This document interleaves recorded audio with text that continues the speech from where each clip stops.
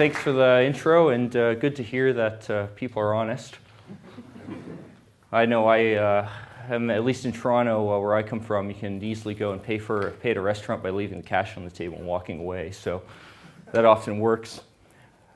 I'm going to go talk, block size debate's one thing, but I think I'm really in this talk, I think I want to go talk about, where are we going to go in, say, 10 years, 5 years, how would we go from, say, one Arnhem to 10 of them, 20 of them, 30 of them? Because, after all, with 7 transactions per second, even everyone in this room buying a cup of their morning coffee would actually take some while to clear. And there's a lot of you around here who might want to go buy coffee with Bitcoin.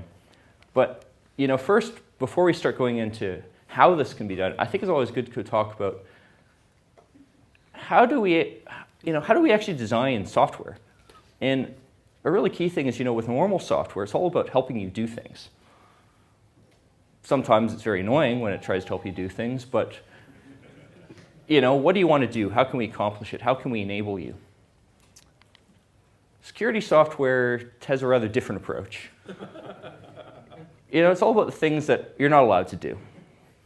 And as annoying as it is, when you're talking about security, well, that's just a mindset you got to get into. And I think it's important to start when talking about security software. What are we trying to prevent? What's the thing that we don't want to go have happen? And when you go look at other fintech, well, let's look at a credit card. What's the thing you're trying to prevent happen? Well, maybe someone doing an unauthorized transaction. Now, this is, I'm not actually sure, maybe 1960 era credit card. And as you can see, it has very strong security features. It has a scroll across the top, which I guess is someone's name or something. It has a number, and apparently has some identifying info. And if I had that card, if I was an honest person, I could go and maybe verify some things and maybe call up the company, just write it all down, make sure that if they walk away without paying, we can chase after them and stop it eventually. Of course, if I'm a dishonest person, I can take all this info and use it to go do charges to this poor guy's account. So I'm not really talking about high security here. And then we get, our chip and pin cards, much more modern stuff. It's got this magical chip, which does magic and verifies transactions, I guess, and somehow communicates with the data centers on the back end. In theory, of course, it's a lot more secure. But ultimately, what we're really doing is we're trying to prevent someone from spending something twice. Well, the credit card companies aren't trying to prevent that. They want you to spend as many times as possible, then they'll go after you for debt for the rest of your life. But in general, it's how do we prevent someone from spending something twice? And for credit cards, it's easy. There's Visa's backend, or something that looks vaguely like it. You can't get secure any photos of Visa's backend. I wouldn't be surprised they still have some tapes kicking around, but certainly they have a lot of boxy-looking things with a bunch of electronics inside. And apparently Visa, I've read a bit about how their backend works, and it's actually surprisingly simple. They have one data center, off in the US somewhere. Every single Visa transaction ends up going through that data center, essentially, and they record in a giant database. In that case, it's very simple. If I go try to spend too much money, they have the database right there. They check it, immediately reject the transaction. And you'll be glad to know that this solid, cutting-edge technology is actually what Bitcoin uses too. Because really what Bitcoin is this database that we all have consensus over. Everyone with a full node, we have a copy of it. We can reject transactions that are invalid because we have a copy of the database, and we know that, yeah, that thing spent Bitcoins that we already had. Now, obviously, there's a lot of complexity with mining. How do we come to consensus over that database? But all that stuff's actually separate than the scalability question. The scalability question is, well, assuming all this stuff works, what do we actually need to do to detect a double spend? With Bitcoin's current architecture, we need a massive database. It's kind of like every single one of these dots is a Visa data center that's an exact clone of every other one. And given how expensive that is, it should be no surprise. Visa can do, 100,000 transactions per second, 500,000 per second? And Bitcoin, taking that same kind of infrastructure, but splitting it up, can do, 7. On the other hand, I would argue that Bitcoin is very socially efficient in that allegedly that is actually Visa's data center command center, and there's a whole bunch of very serious looking guys in nice clothing, checking for fraud, making sure everything's okay. And all that's possible in Bitcoin without any of the guys in suits because ultimately it's checked by cryptography. And we set up the system, really the social infrastructure, where a Bitcoin is a Bitcoin, and if you sign the key, everything's fine. And that has very nice properties because there's relatively little arguments about what should actually happen. With Visa, if I want to defraud someone, I just call up the Visa company and bamboozle the customer service person into getting my transaction reversed, and then I go keep the computer or cup of coffee or whatever it is. And I think that leads to another aspect of how we design security software. We want to think about failure. And we want it to fail fast in obvious ways. And the analogy I would give is playing with fire. Because when you go give a kid a box of matches, even someone who's like 4 or 5 years old, I know I was when I first got given boxes of matches to play with, it's pretty easy to figure out what's dangerous and what isn't. Because fire's hot. It gives you immediate feedback that you screwed up. And so long as you don't catch too much stuff on fire in one go, it's actually relatively safe. It's the sort of thing you can go give a kid, and yeah, they might burn your house down, but chances are they're going to learn that fire is dangerous and they'll be somewhat careful with it. And that's sort of a nice property to have in security software. We want it to fail. We want it to fail in a really visible way that kind of hurts. We want it to fail fast and hopefully on a small scale with one match rather than a large forest. And unfortunately, a lot of security software isn't like that. Privacy software is a great example. When you get de-anonymized running a broken proxy, you're never going to know. It'd be much better if it did, but you're not going to. With Bitcoin, if you're on a full node, you are going to know, because you're going to go see a transaction get reversed, you're going to see something go wrong. It's a very quick self-reinforcing thing, and ultimately that's why miners stay honest. They can't get away with fraud. What you really don't want is something that's like playing with mercury. And if you know what you're doing, playing around with mercury and playing around with fire are probably similar types of dangers. The problem is all the ways you go screw up with mercury go poison you, and you only find out like 5 months later, maybe a few years later. There's really horrible horror stories of kids doing things like dropping bits of mercury on hot plates. And the hot plate vaporizes mercury, you breathe it in, and you get acute mercury toxicity 5 months later. We really don't want that in security software. We want it to fail fast. We don't want it to lull ourselves into complacency, thinking it works when it actually doesn't. Some aspects of Bitcoin are like playing with mercury. Light clients is, I think, a good example. As you can see here, apparently I am Satoshi, and I sent myself 2.1 million Bitcoins. And that's a Bitcoin wallet on Android, and it accepts the transaction because, can't check anything. There just isn't the data on my phone to verify that, well, where did that money really come from? Is it actually real? Rather, it just assumes that miners are being honest and doing what we think they're doing, which is mining valid transactions by our definition of valid. And, had I had a bit of hashing power, that would have even shown some confirmations. With hashing power, you can do anything from the point of view of a light client. It's purely based on trust. And if everyone used light clients, well, you don't really know when you've gone too far with this. At some point, miners decide to go change the rules, and maybe, 25 Bitcoins per block isn't enough. Maybe we should get 50. Maybe we should reverse some transactions. Maybe we created some crazy decentralized autonomous organization and we had some code bugs, and maybe we need to fix that. Sometimes that can be kind of good, but you really want to be buying into that. You don't want to let other people make those decisions on your behalf. And that's ultimately your scaling challenge, because if the system's based on you checking this massive database of transactions for double spends, well, the more transactions you do, the closer you're forced into this model. And interestingly, Satoshi, in the Bitcoin white paper, had a potential solution to this, known as SPV alerts. And you notice how, in this slide, I said light clients, whereas in this side, I'm using a more common term, SPV. Thing is, and we only realized this actually relatively recently, but when Satoshi talked about SPV, a really critical thing was he had this idea of alerts, which is if one of your peers detected something invalid, they could go tell you. They could go warn you, hang on a second, maybe you shouldn't trust miners, maybe they're doing something invalid. Maybe You're creating money out of thin air. Maybe you should stop transacting. Maybe you should go and wait till the inevitable Reddit hubbub dies down and we figure out what happened. And Satoshi put this in, although I have a feeling he didn't really think through very carefully what this would look like, because we found it's incredibly difficult to actually create robust alerting systems, or as we more modernly call it, fraud proofs, as in a proof that fraud happened. Here's an example of one of them. You can imagine if some rule way down in the transaction was invalid, and if you're familiar with Merkle trees, that's just a subset of that data. And I could go and take all that data, put it together, and just give it to you, a small amount of data, maybe something your phone could download in a second or two, and tell you, hang on a second, you really should stop transacting. There's something going on. Well, actually making that is an enormous engineering challenge, and we're not even close to there because, as often complained about, there's no Bitcoin protocol spec. There's no easy way to take those rules and extract them and rearrange them in ways that can easily prove that something was wrong.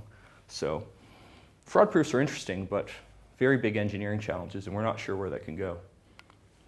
The other big problem is censorship. While with a fraud proof, you can be more safe by knowing that miners aren't following the rules. One of the rules you would like to follow was it'd be really good if miners weren't censoring transactions. You don't want miners implementing blacklists. You don't want miners starting to add policy to what they mine. You'd much rather have Bitcoin be something which anyone can use, regardless of who you are. And there's no good way to make a fraud proof about censorship, because what you see that didn't get into a block can be different from what other people see. And it's very tricky to write a system like this where you bake this into the rules where your node will go shut down based on apparent censorship. You can to a certain extent, but given we're talking about cases where miners are colluding to go change the rules, right now I think in the dev community we're all very dubious about that kind of possibility and what would this actually look like. On the other hand, if we were able to implement this scaling technique, well, why does it scale? Well, you get the same amount of safety in theory, but having a lot less data. Ultimately, block size could, in theory, be much bigger, and yet we could still have the same level of safety. So, if it all worked, that'd be great. But, what are we really setting ourselves up for? And finally, I'll point out with the engineering challenges, what happens if fraud doesn't get detected? Could we end up in a situation where an invalid block was mined, say like a week ago, and only now does someone figure out, hang on a second, those numbers don't add up. They figure out the way to construct a proof of that, broadcast it on the network, and what, does everyone's wallets just go backwards in time a week? We don't really know what happens there. And it's potentially a lot more dangerous than our current system. Potentially we have the mercury scenario, if you will, where you don't know that something's wrong until far too late. So a lot of engineering challenges. Talk about another, I think, much more realistic scaling thing called payment channels. And as complex as they look, the underlying principle of it is actually relatively simple. Imagine, of course, you guys are Europeans. You haven't used checks in like 3 decades. But us backwards Americans, when we're not sitting in our caves gnawing on our mammoth bones, occasionally we'll go write piece of paper, which are supposed to be that I'm sending money to you. And the Bitcoin equivalent is very secure because you know that piece of paper is valid. You can check the cryptographic signatures. You know it came from the person. You know that if that money still exists, it could go to the other person. What's clever about this is because we have multisig, we can go tie up money where 2 people agree to maintain control over it. Well, we can do what's called a payment channel by first taking our money, putting it in the 2 of 2 controlled address, and then signing transactions that take that money and then send it to the 2 people who are controlling it. And it's kind of like your dual authority check. Every time if I'm the guy trying to send money, every time I want to send a little more money, I just rewrite the numbers on the check and then re-sign it over and over and over again. And I'm giving that person who I'm sending money to an option to collect an increasingly large amount of my money, which means a whole large number of transactions are now getting collapsed into one. We're using the blockchain space much more efficiently. And this system because it's purely based on information I'm giving the other person as an option, well, let's look at you being the receiver of this money. When I'm receiving it, I know exactly when I need to act. Because at some point, of course, if I get hit by a bus, we want the money to go back. So we set a timeout. But I know what that timeout is. I know when I need to act by.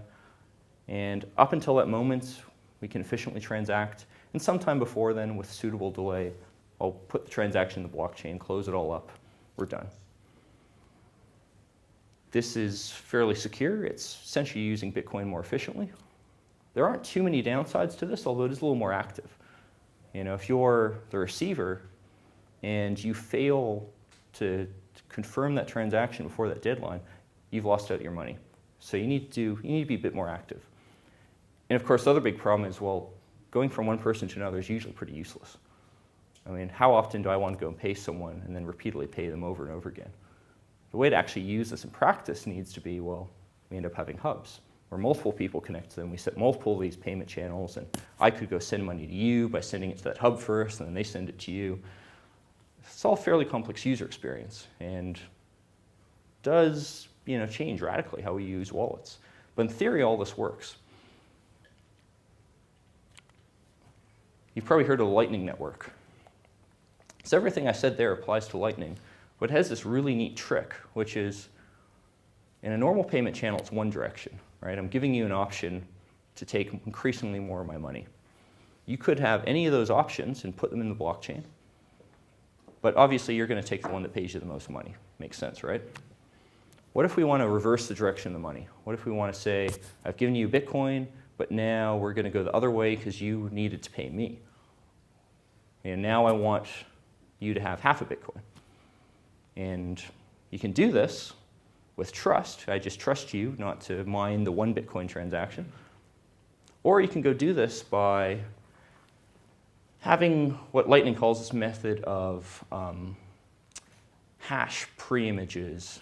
And the simple way to explain this is, well, I am putting you in a position where if you go take the higher transaction, I now can react to it after the fact and then take that money from you back. So it's kind of like I give you an option to say have won my Bitcoins. You then give me an option to take that Bitcoin back should you try to mine that transaction. And that option I have then gets us back to, say, half a Bitcoin. In the meanwhile, I give you another transaction that just gives you the half directly. Well, what does this mean in practice? Well, if you have a large network of people connected to each other, we can send money through anyone in the network because, well, if I know you and you know him and he knows him, we can send money through that network. And as money goes the other direction, maybe because he's paying you and then you and then you, we can reverse the flow and make everything balance out. In theory, this scales wonderfully, provided enough people buy into it. But it does have this massive problem that you need to be proactive. You need to be watching the chain. You need to be reacting to what other people in these channels are doing. And there's cryptographic ways where we can outsource some of that work. I mean, I could trust you to broadcast those transactions before the timeouts. And you won't be able to take the money with some clever things we can do to Bitcoin. But ultimately, somebody has to be proactive and has to actually be looking at the chain and taking action based on what happens. And this means we do have a failure mode, which is imagine a whole bunch of these reversals have to happen at once. There's only so much data that can go through the Bitcoin network. And if we had a large number of Lightning channels get closed out very rapidly, well, how are we going to go and get them all confirmed? I mean, at some point you run out of capacity. And the whole point of Lightning is to go and take one transaction, make it represent a very large number. Well, how many transactions at once could be waiting to be closed out? It could be a very large number. There's some potential ways to go fix this problem, but I think ultimately the way to go put it is kind of like fire breaks. Me screwing up can potentially cause you to be in a position where if you screw up too, it's going to cost you more. We're kind of raising the temperature, if you will, of the cost to go fix our screw-ups, to go react to fraud. And at some point, some people start losing out because the cost is just higher than what they can afford. If you have a very large percentage of the network using Lightning, potentially this cost is very high. Potentially, we could get this mass outbreak of failure. And there's some potential solutions to that as well. I mean, some people can talk about adaptive block size limits, where we might add additional room if something like this happens. You might say want to reserve space in the chain in advance to submit your fixed fraud transactions, if you will.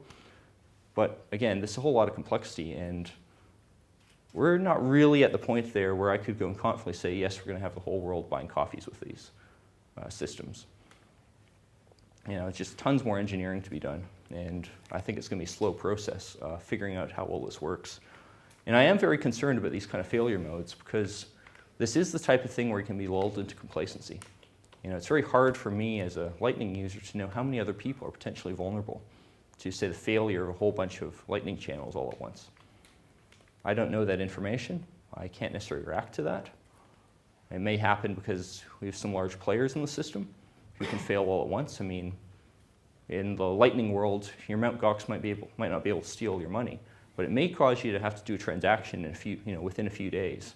And there may be a million other people like that. So it's a hard problem to go solve. And finally, I'll get to the last main category of scaling that is being talked to in the tech community.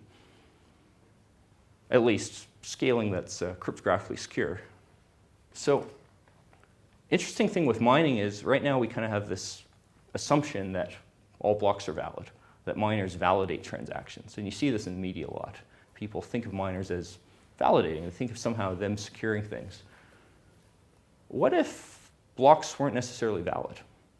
What if you could just mine anything in that space, publish it all to the world, and regardless of what you put in there, it was okay. The block was still added to the chain and so on. Now this sounds kind of crazy, but I'll give you a thought experiment. Suppose you run a full node, right? And it starts at block 0 and it marches along up to block, what are we at, 410,000 or so right now? Your node can apply the rules on your behalf. It can say, all right, that transaction's valid, that transaction's valid. That one isn't, but just ignore it. That one's valid, that one's valid, that one isn't. So it doesn't actually matter what miners do in terms of what they put in their blocks. All it really matters from your point of view, again, remember, we're running a full node in this case, is that miners burn a lot of energy to make it very difficult to go change that history. So in this hypothetical world, everything works. Aside from the fact that if I want to use Bitcoin on my phone, I'm either going to trust someone with a full node to do all the work for me, or I'm going to have a very beefy phone. And none of that really scales. But there's something very clever we can do with this, which is if you have a chain, well, if part of it's invalid and part of it's valid, I only care about the part that was used to go pay me. When you go send me money, so long as all the things you did were correct, I'm happy to accept the money. I don't care if he was sent invalid money. And long story short, what the tech community is doing is trying to find ways of taking that data, splitting it up, packaging it into proofs, where then you would validate it on your Bitcoin client. And the amount of data necessary to validate your transactions potentially is quite small with clever math and other improvements. Potentially rather than downloading, say, currently it's 60 gigabytes worth of data to validate everything, I might want to download, say, a couple hundred megs worth of data for my transactions, the things I care about. Maybe we can improve this. Maybe we can get this to a few kilobytes. In this kind of model, we definitely can do the everyone's coffee on the blockchain, because everyone's coffee is their own transactions. They spend their own effort working on it. Other people can contribute to the chain in pieces. And the system scales ultimately by spreading the load. So rather than being a Visa in every data center, we go and take that Visa data center and actually split it up. So everyone's actually contributing a small part. This can only work if all the different parts can work independently. It doesn't work if everyone has to do the right thing all at once. Because if I'm running my little miner operation maybe in my dorm room, I can't rely on other people being honest. Or maybe we can. I mean, maybe with this fraud-proof stuff we could. But this is a big, long technical discussion, and maybe in a few years this will be where we go. as for the meantime, well, I don't think we have any easy way to go and figure out what the tech constraints are. I mean, is it 1 megabyte? Is it 2 megabytes? Is it 4? This is all like really political stuff because it really talks about who can go and do what on Bitcoin and with what hardware. And if I'm off in China right now and I have a decent internet connection to all my other buddies in China, I probably don't care that much with larger block sizes because I can get the data I need to mine profitably quickly and all my friends are there. If I'm trying to go start up a new fully independent mining operation off in Canada, well, I'm on the other side of the world. I may not be able to get my data to and from China very quickly. Unfortunately, though, this isn't a tech thing. I mean, the limitations are a tech problem, but I can't just go and say there is one right solution. And ultimately, this is going to be some very complex governance problem. So hopefully I gave you an idea of where things are going in the long run. But in the short run, I think we're not going to get rid of the drama anytime soon. So let's go to some questions.